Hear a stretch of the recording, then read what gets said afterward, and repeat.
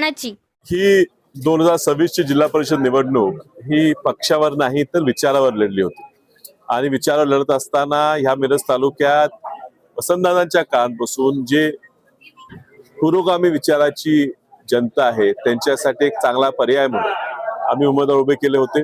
कुठल्या पक्षाचा कुठल्या गटाचा हा विचार न करता आणि म्हणून ह्या ठिकाणी तुम्हाला आज सभापती निवडत असताना विचित्र वाटत असेल की काँग्रेस पण ह्यात आहेत, राष्ट्रवादी घड्याळ पण आहे, राष्ट्रवादी तुतारी पण आहे, ह्याच बरोबरीनं शिवसेना धनुष्यबाण पण आहे.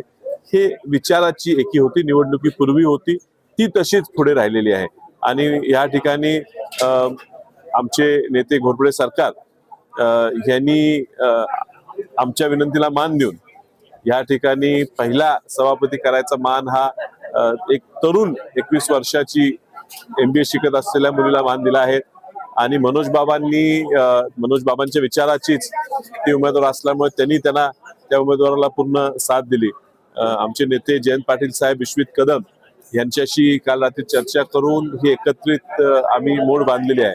अर्थात भाजपने खूप प्रयत्न केले ही निवड होऊ नये यासाठी आणि त्यातनं आज निवड झाली आणि दोन्ही सभापती उपसभापती हे या ठिकाणी निवडून आले. ह्याबद्दल आम्हाला चांगलं समाधान आहे. आणि सर्व सदस्यांचे या परिस्थितीत मोठे आमिष, धमक्या, वेगवेगळ्या त्रास सहन करून सुद्धा या ठिकाणी येऊन आपल्याच विचाराच्या लोकांना सभापती उपसभापती निवड केली. ह्याबद्दल मी सगळ्या सदस्यांचा आभारी. संदेश दिला होता त्याप्रमाणेच आज या ठिकाणी निवड झाली आहे. जनतेचा संदेश कार्यकर्त्यांनी मान्य केला, नेत्यांनी मान्य केला. झालेल्या निकालाबद्दल निवडून आलेल्या प्रतिनिधींचं मनपूर्वक अभिनंदन. ते बरेच चमत्कार आता भाजपच्या आयुष्यात होणार आहेत, काय काळजी करू नका. वोटच लागणार आहे इथनं आता.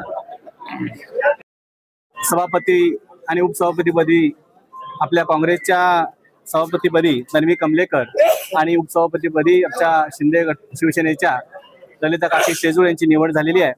ही निवड होत असताना आमच्या जिल्ह्याचे खासदार विशालदादा पाटील असतील, आमचे मनोज बाबा शिंदे म्हैसाळकर आहेत, त्याचबरोबर अजितराव घोरपडे सरकार असतील आणि सगळ्या पक्षाचे नेते मंडळी यांनी एकत्रित येऊन आज हा एक ऐतिहासिक असा बदल करायचा ठरला होता. आम्ही पाहिलं होतं, आम्ही आतापर्यंत या युतीमध्ये एकत्र राहिलो, परंतु युतीमध्ये महापालिकेमध्ये जी झालेली फसवणूक होती ती फसवणूक यावेळेला होऊ नये या दृष्टीने आम्ही विचार करून आम्ही आता या महाविकास आघाडीबरोबर राहून विशेषतः आनंद असा की तन्वी कमलेकर ही निवडून येत असताना आमच्या पॅनलमधून ती नरवाड गटातून निवडून आलेली आहे. त्यामुळे तिचं सभापतीपद झाल्याबद्दल अभिनंदन. आणि ललिता काकू शेजूळ या अगदी पहिल्या आमच्या मनोपूर्व भागातून निवडून आलेल्या उपसभापती, त्यांना उपसभापतीपदाचा मान मिळाला आहे. या नेते मंडळींनी दोघांवर विश्वास टाकलेला आहे. नक्की महिला भगिनींचं राज्य नक्की वाटते. आमच्या एकनाथभाई शिंदेच्या मनात जे असतं लाडकी बहीण, त्या दोन्ही लाडक्या बहिणी आमच्या या सभापती उपसभापतीमध्ये विराजमान झालेल्या आहेत. आणि या मिरज तालुक्याच्या विकासासाठी या दोन्ही महिला भगिनी अगदी काटेकोर काम करतील आणि आमचे नेते मंडळी त्यांना सहकार्य करतील. पुन्हा एकदा इथं भाजपच्या विरोधात असा विषय नाही. इथं आम्ही लढतानाच काँग्रेस राष्ट्रवादी बरोबर युती करून लढलो होतो. भाजपनं आम्हाला कधीच युतीमध्ये घेतलेलं नाही, महापालिकेत सुद्धा आणि जिल्हा परिषदेत सुद्धा.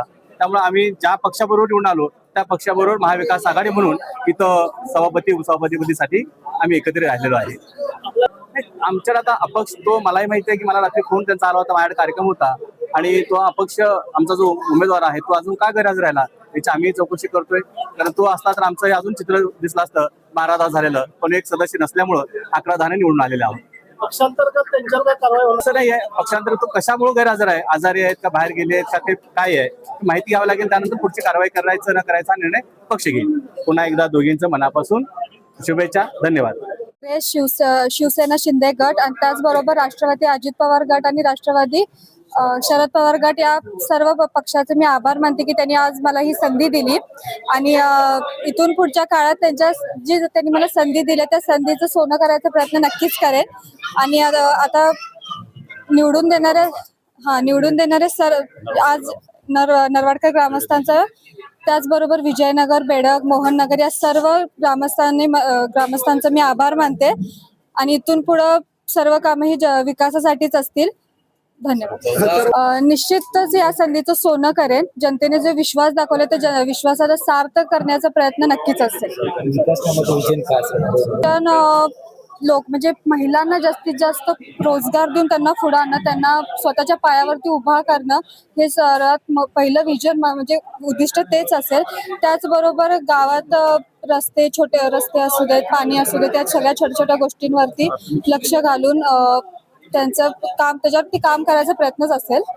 ग्रामीण भागात शिक्षणाची काही दुरवस्था हो, शिक्षण महत्वाचं आहे, त्यामुळं म्हणजे त्याच्यावरती काम नक्कीच केलं जाईल. तिथं जाऊन पहिला नेमकी समस्या काय आहेत, काय कोणत्या गोष्टीचं अपूर्ण गोष्टी आहेत, त्या गोष्टी जाणून घेऊन तिथं त्या गोष्टींवरती काम करण्याचा प्रयत्न नक्कीच असेल. तुमची बॅकग्राऊंड सध्या MBA फर्स्ट इयरला शिकत आहे आणि कोणताही राजकीय वारसा नाहीये. आमच्या घरातून मी पहिलीच निवडणुकीत उभारलेली सदस्य आहे. हो, MBA फर्स्ट इयरला आहे आणि शिक्षण इथून पुढे तसंच पुढं चालू राहील.